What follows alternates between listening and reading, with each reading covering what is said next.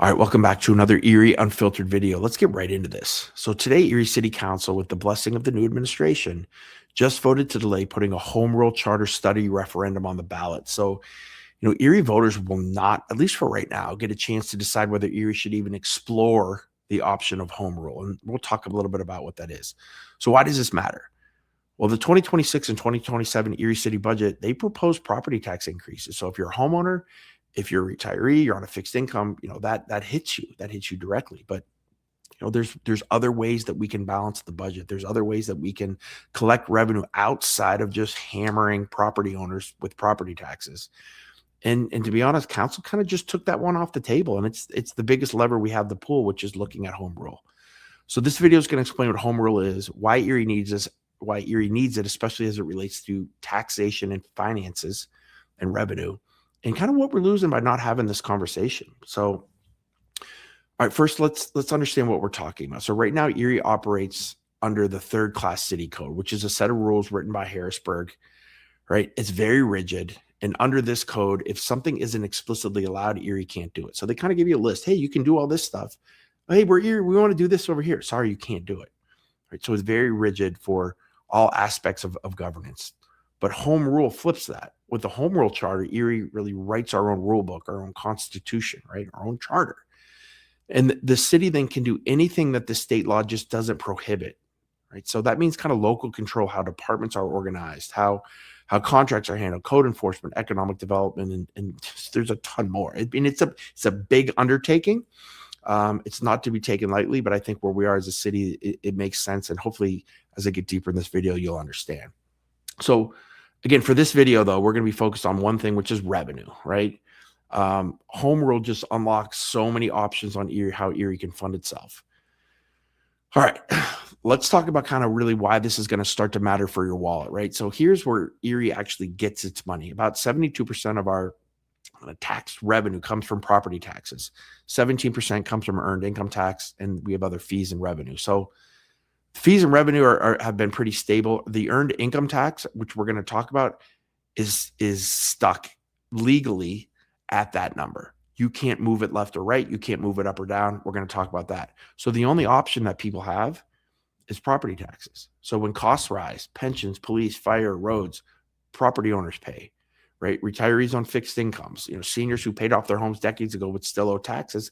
And again, I'm not saying people shouldn't pay property taxes, but we should have other options to just say, hey, we're going to raise your property taxes consistently and constantly. So if you own property in the city of Erie, you really carry the load. And under the third class city code, Erie has really no way, the city has no way to kind of help you balance that a little bit more.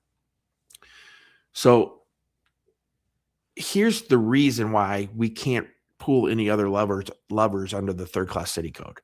So for local taxes, we are controlled by what is called Act 511. And under Act 511, when both the city and school district levy and earn income tax, the combined rate is capped at 1%.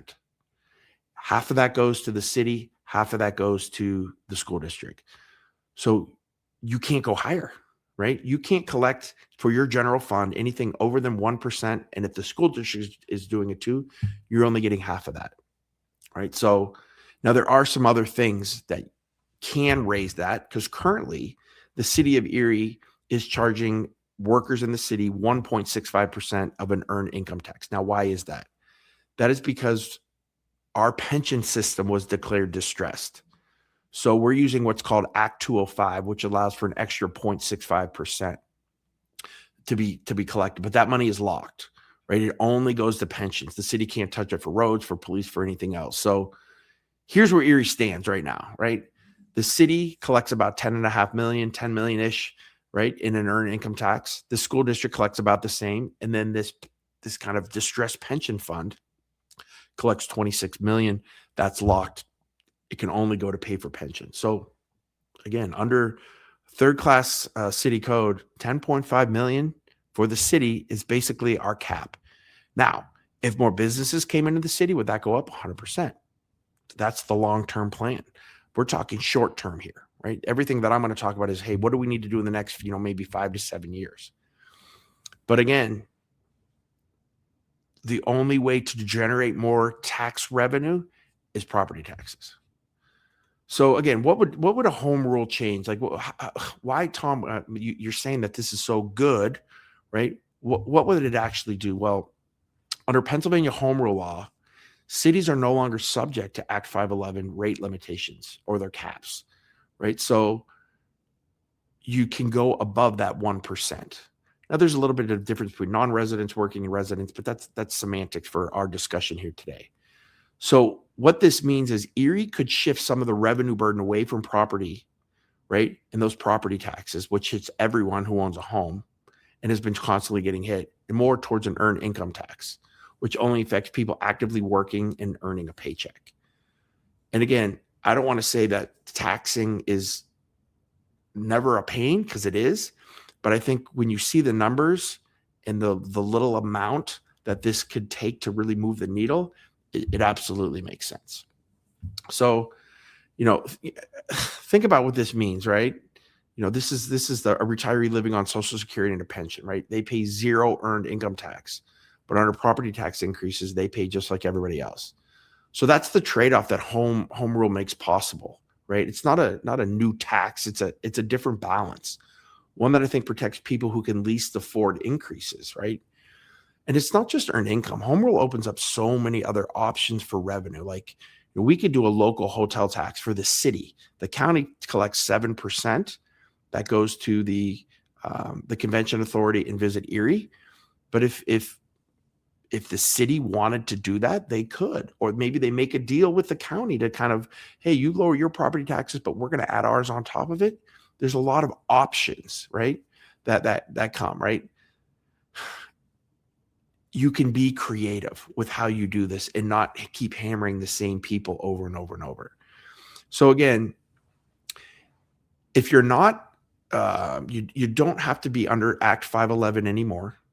So let's just say hypothetically that, again, we're at 1.65% right now as an earned income tax. Erie's collecting $10.5 million. Let's just say we went home rule and we just raise it from 1.65 to 1.75. That's an additional $2 million, right, into the general fund. We'd still be fully funding those pensions. If we went to 1.85%, that's another about $4 million in the general fund. And at 2%, right, the city would be about 0.85. We'd be about almost $7 million in additional revenue, right, into the general fund.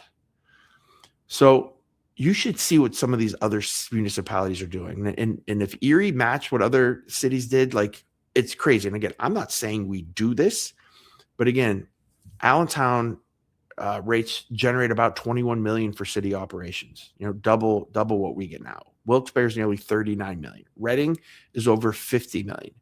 And I'm not saying Erie should match Reading because they're at like 3.6%. But the thing is, we can't even have the conversation, right? We're totally locked at 1%. And the only way to get anything is property taxes, fees, property taxes. This opens up a lot of different doors. So let's get specific. So if somebody, again, we looked at the average salary or the mean salary, the median salary of a city of Erie worker, which is about $45,000. They're currently paying 1.65% in their earned income tax, which is about $14.28 per week. At the highest level, at the 2%, they're paying $17.31 a week, which is about $3 a week. It's an extra $157, right? And that generates, that's what we talk about generating about the others, an extra $7 million in the general fund. So again, when we look at who's paying, right, the earned income tax versus property taxes, right? If you're retired, you're not paying. If you're on disability, if you're unemployed, if you're living on Social Security, if you're living on pension income, right? Property taxes hit everyone who owns a home, whether you're working or not. So when we talk about shifting some of the balance from property to earned income tax, we're kind of, I think, talking about protecting some of our most vulnerable residents. That's the option that home rule would allow us to make. And again, it allows us to be, it goes, again, I hope I am talking about the earned income tax, but it goes way beyond that from a creativity standpoint of making things a little bit more fair for who's paying for what. And again, this isn't experimental. 23 third-class cities in Pennsylvania already have home rule. Allentown, Reading, Wilkes-Barre. All right. Erie is the largest third-class city in Pennsylvania without it. It's almost weird that we don't have it. And again, look at our earned income tax rates. So we're stuck right now at 1.65. Remember, that extra 6.5 just goes to pensions. Allentown is already at 2. Harrisburg's at 2%. Wilkes-Barre's at 3. And Reading, again, is at 3.6%. And guys, these numbers get big, 20 million, 30 million. And again, I'm not saying we do that, but the sliding scale can now be there and you can rebalance the fairness of this thing. The other thing is when people talk about looking at a home rule or looking at changing our government structure, this isn't what Mill Creek is doing, right? We don't have to change our government structure. If we want to keep the 7 legislative councilmen, council persons, council people, right? A 7-person council and a very strong executive mayor, it's totally fine. If we could keep everything absolutely the same, which maybe we would, the only thing that we would have to change then is kind of this in having more flexibility here. Now, maybe we want to make other nuanced changes. That's fine. That's what that study commission is. But, again, I don't want to reinvent the wheel of government. I just want to have flexibility for how we collect the revenue for the city of Erie. So this is kind of where we are. Council had a chance to put a home rule charter referendum on the ballot, just to let voters decide if we want to even explore the option. Again, the new administration kind of has pushed back on this. They're doing a financial study, and I get that, I guess. But again, I think that this should be voted on. It's not going to happen till down the road already. But again, with property taxes already being raised in the next couple of years, at least from the Schember budgets and what he's proposing, it's something that needs to be looked at sooner than later. There's other things with pensions that I'm not going to get into here that we can definitely free up money with how conservative we're looking at our pensions. That's a whole nother topic. But I think, this is the main lever. This is what we need to do. We need to look at home rule and see if we can make some nuanced changes to kind of the finance. Again, 23 Pennsylvania cities have already done this. We can't change anything if we're under this Act 511. Home rule says Erie can change. Hopefully we allow the voters to at least decide to, hey, let's think about this. Love to hear your thoughts on this. Again, this is not an easy decision because, again, if we have a bad council or you have a mayor that wants to go through the roof with taxes, theoretically, with the home rule, that could happen, right? So there have to be some really set benchmarks and some ceiling caps when we write that kind of charter, when we write that constitution. But I think all that can be thought through. Other counties are doing it or other cities are doing it, and they're doing it well. Thank you. I hope that this makes sense. And, let's keep kind of fighting the fight if you believe in this to kind of get council to at least allow a vote on this.